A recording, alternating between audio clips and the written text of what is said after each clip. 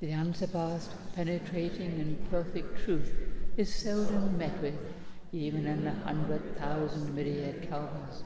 Now we can see and hear it. We can remember and accept it. I vow to make the Buddha's truth one with myself. Homage to the Buddha, homage to the Dharma, homage to the Sangha.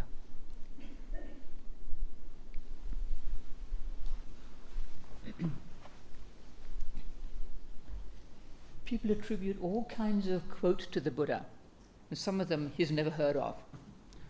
One is that he's often misquoted as saying, life is suffering. Well, he didn't say that. He said, there is suffering.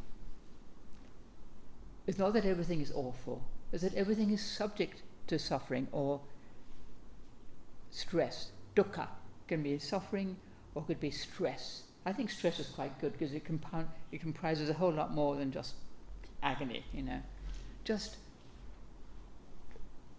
stress. We all know what stress is like.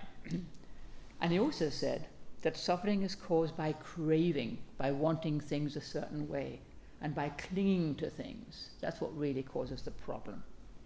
Craving. Because if we didn't want something, we wouldn't suffer. When we really want something, we do suffer. Will I get it? Can I get it? Is it possible? I'm not going to get it. Somebody else is going to get it. Maybe I will get it. And if I do get it, can I keep it? Will it go away? Will it die? Will it fall apart? Whether it's a thing or a relationship or a job or whatever it might be, there's a certain amount of stress. Even if it's a wonderful thing, with a little bit of stress, like, is it going to be okay? Is it? Because everything changes all the time. Nothing lasts forever. We can't hold on to anything. We get a nice new thing, and soon it's not new anymore. It's just a thing, and we want something else. I have a nice new car, then it gets scratched or worse. We total it. And our new job isn't all we thought it might be, Our relationships change. We had this wonderful relationship and 2 weeks later we're miserable. People die, they leave us. We die, we leave them. Our circumstances change, we lose things. And of course, change is often beneficial. We may lose things, but we gain other things. Our new job turns out to be great. Our relationships may change for the better, We grow up, we learn from our mistakes and do better. We grow old. Even that's not a suffering unless we make it one. Growing old is okay. You wouldn't want to be young forever, it would be very difficult.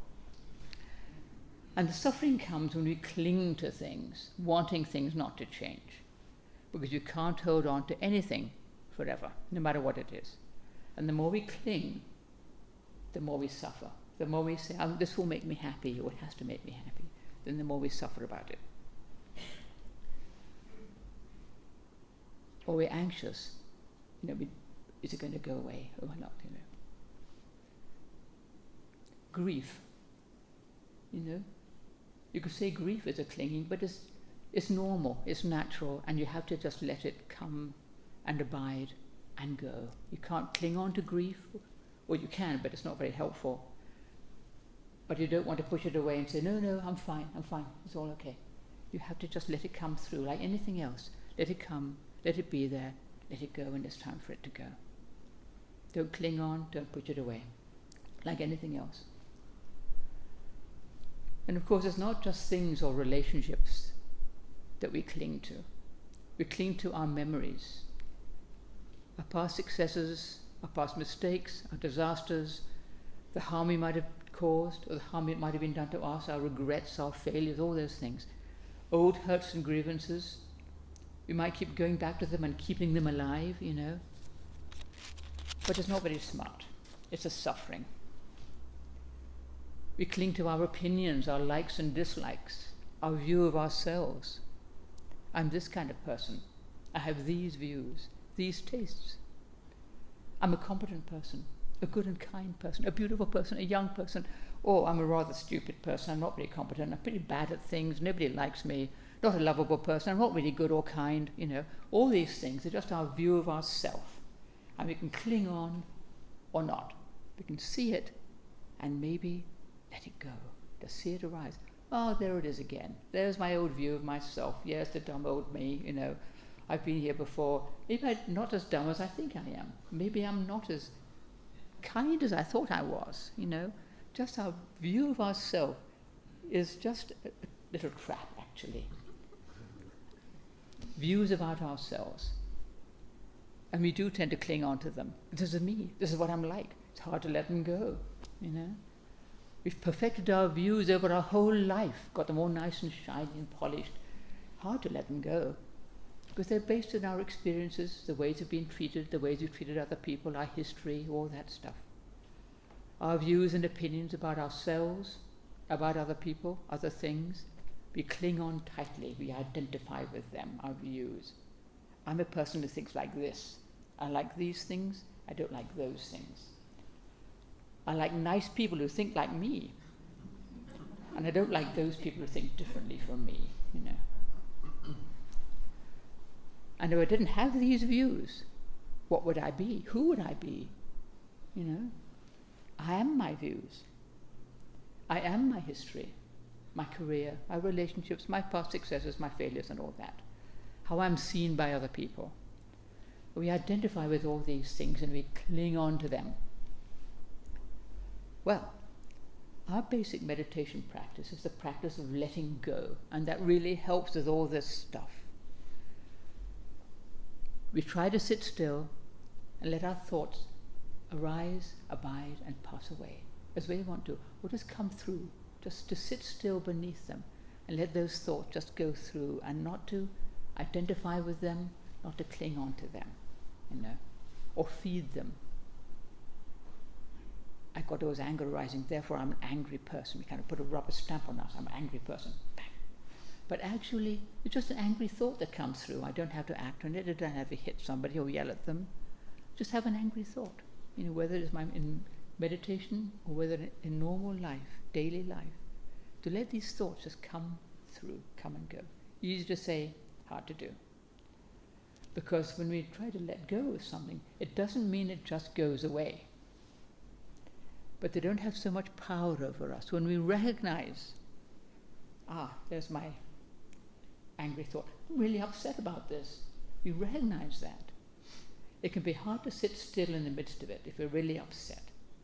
But if we can get just a little bit of perspective, yes, I'm really upset, then there's a little bit of us that isn't quite buying it, isn't completely upset. When we're really steamed and really furious, we don't even realize we're angry, we're just mad.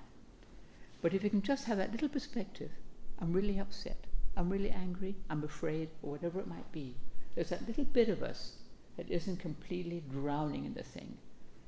It's not completely caught up in it. And that saves us. Because when we see, I'm getting angry, better be careful. I'm getting upset, I'm afraid here, just be careful, Because that little bit of us that's not angry or upset or afraid, that sees it and can maybe think, just let it go. That anger, As I said, letting go doesn't mean it just goes away. It would be nice if it did, but it doesn't. Now and then it does get up to go away. Why am I getting all upset about this little thing? It doesn't matter. Poof, it's gone. But sometimes, or often, it's harder. It keeps coming back. That thing they did. And then no, just let it go. They did that. Nope, let it go. It keeps coming back. Just keep letting it go over and over and over again. This is our practice.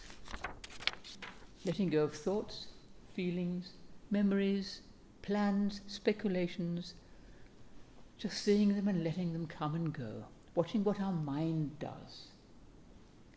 It's seeing these things that helps us, seeing our grasping after things, pushing things away, wanting this, not wanting that. And when we see it, it loses some of its power over us. Helps us to get a bit of perspective, see that we're creating suffering for ourselves, and let it go. Even if it doesn't go away, we just keep on letting it go. Not holding on, it's relinquishing the grip on our thoughts, our feelings, our, hurts, or the great thing I did, 20 years ago. Just relinquishing the grip. Those things have gone. I don't have to hold on to them. Well, letting go is not indifference or not caring about things or about people. On the contrary, letting go helps us to see more clearly what we're doing, what we need to do, and not just get completely caught up in whatever it is. We have a bit of perspective. We can be kinder, actually, when we're not just stuck in our own mind about all the things, go on. Sitting still in meditation, that's what we do. Let things come and go. And also paying attention to what we're doing in our daily life when we're not sitting in meditation, bringing that into our daily life. Seeing what comes up in my mind. We're getting annoyed at somebody, to notice, just be careful here. Getting irritated, be careful. Why am I irritated? This person reminds me of somebody else I knew or whatever, Letting go of dwelling on the past or fearing the future, or just getting caught up in our own little story. Just being here in this moment with whatever it brings, just in this moment, right now. Because this moment is constantly changing. We cannot hold on to anything. We can't hold on to this moment because it's different a moment later. Nothing we can actually hold on to. So we might as well practice letting go. It's life-saving. The suffering in our world, wars, violence, hatred, it goes on and on. Climate change and our feelings of helplessness or despair about it, or anger, whatever. Politics, I won't say more about that. All of these things can overwhelm us if we let them. There they are constantly. We can constantly be drowning in the stuff that's going on in our world. And we can get upset, angry, hopeful, despairing, grief-stricken, We don't want to cut ourselves off from the world and all that goes on. It's good to know what's happening because we're all connected. We can't say, well, it doesn't affect me, I'm not responsible, because it does affect us, and we are responsible for what we do. But we don't have to be overwhelmed by it all. We can do our best to sit still in the midst of it all and just offer merit, like we did today at our ceremony. We offer merit for everybody, the people we know, people we don't know, people who've died, people who are still alive, animals, humans, offering merit. All the beings we know who are suffering and those whom we don't know who are suffering or creating suffering, they need merit as much as anybody. And when we're offering merit, we're not asking for some particular outcome. Yes, we'd love to have peace in the world. We'd love to have things go better. We'd love to do something about climate change, or we'd love to have things just be sensible. But they're not going to be, very likely. But offering merit, we're just offering merit, offering blessings, hoping things turn out for the best, whatever that may mean. We're just offering merit to everybody without asking for some particular outcome. And this helps us to let go of our fear and our anger and despair and all that, because we're doing something. It helps us. It's something we can do, and it actually does help. It helps us, it helps our world. Offering merit for beings is a heck of a lot better than just getting upset or angry or falling into despair or whatever it might be. It's something we can do. Offer merit, offer blessings. Praying for people is the same thing, really, but we're not asking for a particular outcome. Even if somebody's dying, we're not asking for them to suddenly miraculously get better. We're saying, may all be well with them. May they be at peace, Dying is okay. Sitting still, watching our mind. By doing this, we can work on our own anger and fear and prejudice, and not just add it to that pile, that huge pile of it all is in our world. We can work at our own stuff, we can do that. We can practice compassion and kindness, and not just hate people who do harm or who think differently from us. There's enough of that going on already. We don't need to add to it. Just to sort of sit still in the midst of it all and not get overwhelmed by it. Sometimes we may be overwhelmed, but to see, it's all right. I cannot fix this, but I can do something about myself and I can offer merit. Just sit still in the midst of it. We don't know how things work out. We don't know how karma works. We don't know how things will turn out. People learn to do better. It may look like the world is as awful as it ever was and will always be, and it may be so. But individuals learn something. They learn to do things in better ways, no matter what it looks like. People learn, beings learn, things get better. There is compassion and kindness and love in our world. We just don't see it on the news a whole lot, but it's there. Just to trust that. We're not in control of our life. We might think we are, or we might try to be, but there's very little that we can actually control. We can't control what other people do or what they say. If we try to control them, we just make things miserable for them and for us. Insisting on our own way, it has to be done my way, our own opinions, resisting change. We can't resist change, it's going to happen anyway. Those are ways that we can create suffering or not. Trying to be in control is a recipe for suffering because it doesn't work. We can't control our own body, it's very fragile. It needs food and water and sleep and warmth and all this stuff. But think, when we fall asleep at night, we're letting go, we're relinquishing control. And we do this every night. Sometimes every afternoon if we're nappers. But just that letting go, you can lie awake and toss and turn and worry about everything. Or you just think, it's okay, just let it go, just entrust ourselves to something bigger that takes care of us. And we can actually make it a bit of a practice. Just, there I am in bed, I take my 3 refuges and just give it all to the Buddha, as it were. Something bigger than me. I don't have to fix it. I don't have to run the world. It doesn't have to go my way. I just have to do my best. The body changes, it grows old, gets sick, and eventually it dies, as I said. And this is not a problem so long as we don't cling and try to keep ourselves young and beautiful and healthy and strong forever. People spend huge amounts of money and time trying to do that. And it doesn't work because you are going to grow old and sick and die, and it's fine.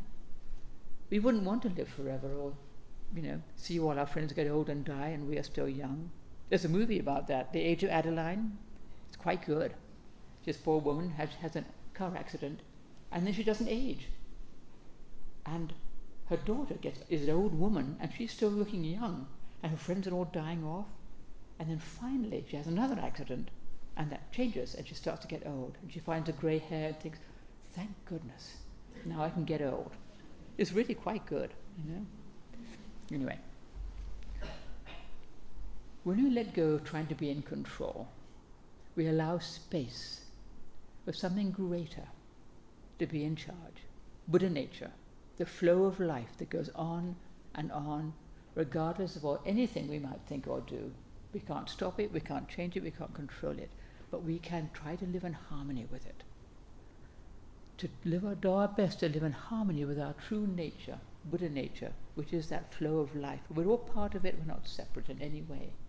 And to allow ourselves to be part of that and not try to cling on to things we can't cling on to, but just to allow our life to flow through us, to flow through all of us, through everything.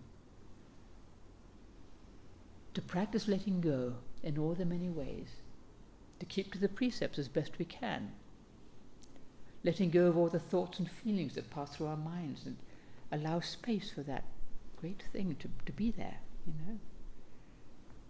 Not just doing what we want, practicing, cease from evil, do only good, do good for others, Letting go of our selfishness, as we over and over again, and practicing kindness and compassion and generosity. All these ways we can just keep on letting go of those things that obstruct us and allowing that flow of compassion and wisdom to come through us. We're part of it. We cannot mess it up. We can allow ourselves to open up to that great matter. Compassion, wisdom, loving kindness. To act from that and do our best. And that's our talk for the day.